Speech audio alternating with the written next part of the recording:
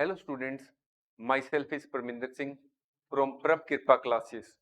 Our today's topic is your financial partners defining commercial banks and their services.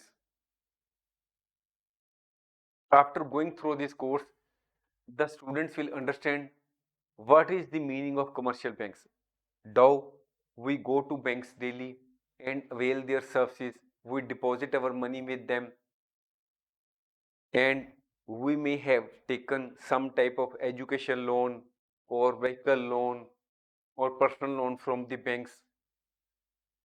But here we will go into detail what is the meaning of commercial banks?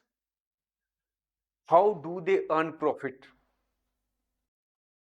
How is the safety of depositors' funds parked with commercial bank insured? How the commercial banks play a crucial role in the modern economy. We go to bank and deposit our money with the banks. Now the students will understand what are the two main types of deposits, that is time deposit and demand deposit. What is the difference between the two? That is, what is the difference between demand deposit and time deposit? The students will also understand what are the two types of demand deposits, what are the two types of time deposits. The students will also understand whether saving account, recurring or fixed deposit, which is most liquid, that is from where we can easily withdraw our money without any hitch or without any penalty or reduction of interest.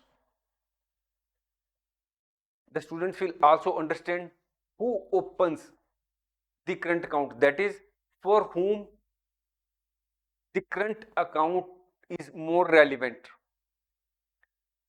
The students will also understand what is the minimum deposit amount for a recurring deposit account. The students will also understand who supervises the banking and financial sector in a country.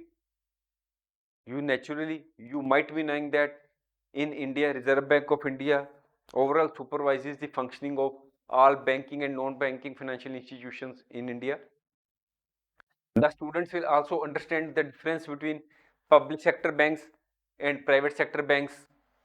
The students will also understand whether the central government holds all the shares of a regional rural bank, or what is the shareholding pattern in a regional rural bank, what is the meaning of a cooperative bank or a specialized bank, why the small finance banks have been established, what is the purpose of the same, whether the payment banks which are of recent origin in India can accept deposits from the public, whether they can give loans to the public. The students will also understand the meaning of bad bank. The students will understand that government of India is taking steps to set up bad bank. Why the bad bank is being established and what is the purpose of bad bank?